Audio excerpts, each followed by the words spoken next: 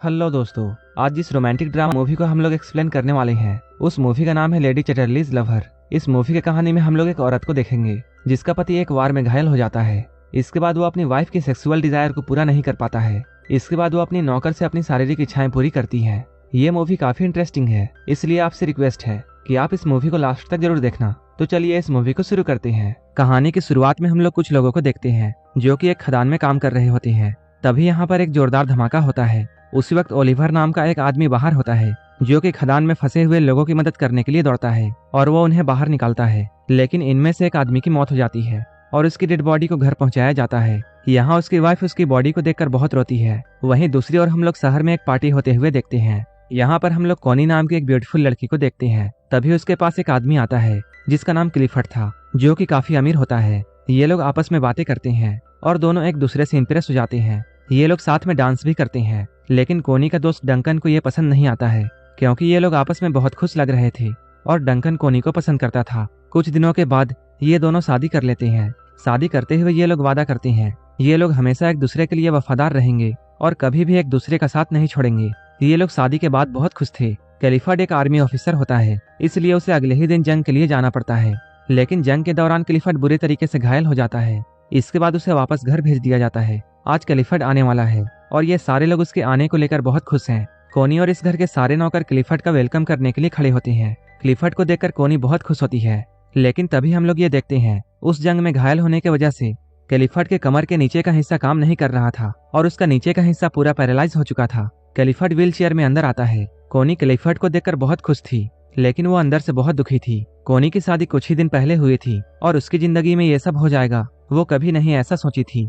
Clifford भी इस बात से बहुत परेशान होता है। क्लिफर्ड खुद को मारने की कोशिश करता है, लेकिन कोनी उसे रोक लेती है। वो उससे कहती है मैं हमेशा तुम्हारे साथ रहूंगी। वहीं दूसरी ओर हम लोग ओलिवर को देखते हैं जो कि अपनी मंगेतर को लेटर लिख रहा होता है। वो इस लेटर में ये कहता है वो इस बार किसी खदान में काम नहीं कर रहा है, बल्कि वो इस बार जंग में है। कुछ दिनों के बाद जब ओलिवर छुट्टी लेकर अपनी गर्लफ्रेंड से मिलने के लिए जाता है तब वो अपनी मंगेतर को किसी दूसरे आदमी के साथ देखता है और उससे बिना मिले ही वहां से चला जाता है। अब ओलिवर के पास कोई भी काम नहीं था। कुछ दिनों बाद वो क्लिफर्ड के घर में काम मांगने के लिए आता है। जब क्लिफर्ड उसके बारे में पूछ रहा होता है तब ओलिवर उसे बताता है वो इससे पहले एक जंग में था। यहीं पर क्लिफर्ड को ये पता चलता है ओलिवर उसी जंग में था जिस जंग में क्लिफर्ड घायल हुआ था और ओलिवर उसी के अंडर में काम कर रहा था। क्लिफर्ड इस बात से बहुत इंप्रेस होता है और वो ओलिवर को यहाँ एक जॉब दे देता है। क्लिफर्ड उससे कहता है तुम्हें मेरे पक्षियों का ख्याल रखना होगा। अपाहिज होने की वजह से क्लिफर्ड अपने लिए एक गाड़ी खरीदता है। जब वो इस गाड़ी में बैठकर घूमता है तब वो बहुत खुश होता है और उसे ऐसा लगता है जैसे उसके पैर वापस आ गए हैं। एक दिन वो कोनी के साथ में ओलिवर से मिलने के लिए जाता है जो कि जंगल में बने हुए एक कॉटेज में रहता था और क्लिफर्ड के पक्षियों का ख्याल रखता था। यहाँ पर पहली बार कोनी ओलिवर को देखती है। ओलिवर को देखते ही कोनी को उससे प्यार हो जाता है और वो ओलिवर को इशारा करती है, लेकिन ओलिवर उसके इशारों को नहीं समझ पाता है। अगले दिन एक मेट कोनी के पास में आती है और वो कहती है ओलिवर कॉटेज की चाबी मांग रहा है। इसके बाद कोनी खुद ही चाबी देने के लिए उसके पास जाती है। जब वो ओलिवर के पास पहुंचती है तब ओलिवर उससे अच्छे से बात नहीं करता है और वो उससे कहता है आपको यहाँ आने की जरूरत नहीं थी। कोनी को ओलिवर के ऐसे बिहेवियर से बहुत गुस्सा आता है और वो यहाँ से चली जाती है। अगले दिन ओलिवर कोनी को एक लेटर लिखता है जिसमें वो अपने बर्ताव के लिए माफी मांगता है। इसके बाद कोनी फिर से उससे मिलने के लिए उसके कॉटेज में जाती है जहाँ पर ओलिवर अपने शर्ट को उतार कर काम कर रहा था। जब कोनी उसके जिस्म को देखती है तब वो उसके तरफ और भी अट्रैक्ट हो जाती है। ओलिवर को देखकर कोनी खुद को कंट्रोल नहीं कर पा रही थी और उसके तन बदन में आग लग जाती है। इसके बाद वो ओलिवर के पास जाने की सोचती है, लेकिन तभी ओलिवर भी उसे देख लेता है और वो अपनी शर्ट वापस पहन लेता है क्योंकि कोनी उसकी बॉस की वाइफ थी और वो उसकी बहुत इज्जत करता था। कोनी को यह जगह बहुत पसंद आती है और वो ओलिवर को ये कहती है मैं हर रोज यहाँ पेंटिंग करने के लिए आऊंगी। तब ओलिवर कोनी से कहता है मैं इस जगह को आपके लिए साफ कर दूंगा और मैं किसी दूसरी जगह पर चला जाऊंगा। कोनी उससे कहती है तुम्हें कहीं भी जाने की जरूरत नहीं है और तुम मुझसे हमेशा क्यों भागते हो। यहाँ पर कोनी ओलिवर से गुस्सा हो जाती है और वो गुस्से में यहाँ से जाने लगती है। लेकिन तभी यहाँ पर जोरों से बारिश हो जाती है और इसके बाद कोनी ओलिवर के कॉटेज में आती है। यहाँ पर ओलिवर आग जलाता है और ये लोग खुद को गर्म करते हैं। लेकिन तभी ओलिवर वहां से उठ जाता है क्योंकि वो कोनी के इरादे जान चुका था। कोनी उससे फिर से ये बोलती है तुम मुझसे दूर क्यों भाग रहे हो। ओलिवर उससे कहता है मैं तुमसे दूर नहीं भाग रहा हूँ, लेकिन मुझे ये डर है अगर क्लिफर्ड को हम दोनों के बारे में पता चला तब वो मुझे जॉब से निकाल देगा। ओलिवर के इन बातों को सुनने के बाद कोनी को बुरा फील होता है और वो यहाँ से उठकर अपने घर चली जाती है। एक दिन जब कोनी क्लिफर्ड के साथ घूम रही होती है तब कोनी उससे कहती है मुझे इस बात का बहुत अफसोस है कि हमारा कोई बच्चा नहीं है। क्लिफर्ड उससे कहता है मैं अपने शरीर को ठीक करने की बहुत कोशिश कर रहा हूँ वहीं हम लोग क्लिफर्ड को उसके शरीर में करंट देते हुए देखते हैं। वो अपने शरीर को जल्दी ठीक करना चाहता था, इसलिए वो सारे दर्द बर्दाश्त करने के लिए रेडी था। क्लिफर्ड दर्द से बहुत चिल्लाता है। कोनी जब उसके चिल्लाने को सुनती है तब उससे रहा नहीं जाता है। तब वो क्लिफर्ड को रोक देती है। क्लिफर्ड अपने काम में नाकाम हो चुका था, इसलिए वो कोनी के सामने रोने लगता है।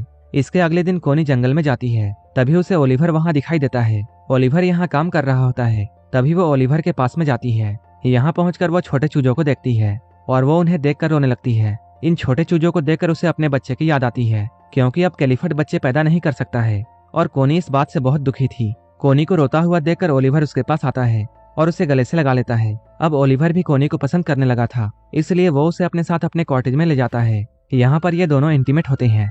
कोनी पूरे दिन ओलिवर के साथ रहती है। जब शाम होने लगती है तब ओलिवर उसे छोड़ने के लिए उसके घर तक जाता है। जाने से पहले कोनी ओलिवर से ये पूछती है, तुमने जो भी मेरे साथ किया, क्या तुम्हें उसका पछतावा है? ओलिवर उससे कहता है, नहीं, क्योंकि मैं अब तुमसे बहुत प्यार करता हूँ और अब मैं तुम्हें अपना मानता हूँ। उसी रात जोरों से तूफान आता है और साथ ही साथ जोरों से बादल गरज रहा होता है। इधर अपने कॉटेज में बैठकर ओलिवर कोनी को बहुत याद करता है, इसलिए वो यहाँ ड्रिंक करता है। इधर ऐसे मौसम को देखकर कोनी भी उठ जाती है और उसे भी ओलिवर की बहुत याद आने लगती है।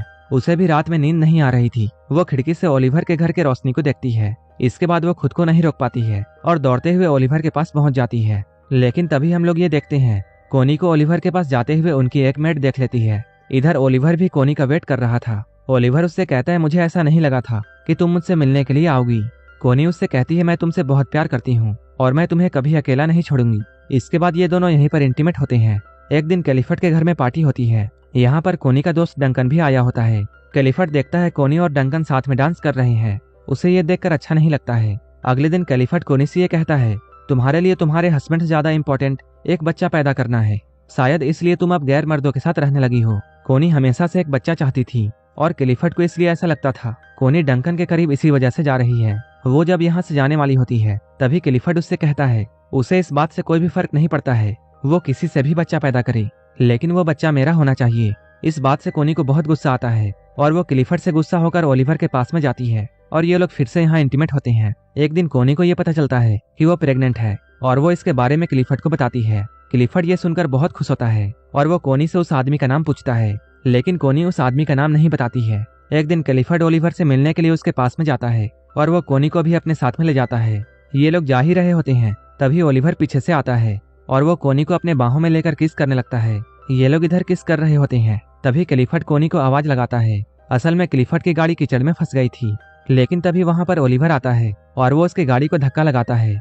लेकिन इस गाड़ी को धक्का लगाते हुए वो खांसने लगता है, क्योंकि खदान में काम करने की वजह से उसके दोनों लंग्स खराब हो चुके थे। कोनी क्लिफर्ड से ये कहती है, तुम ओलिवर को ऐसा करने से रोक दो, नहीं तो वो मर जाएगा।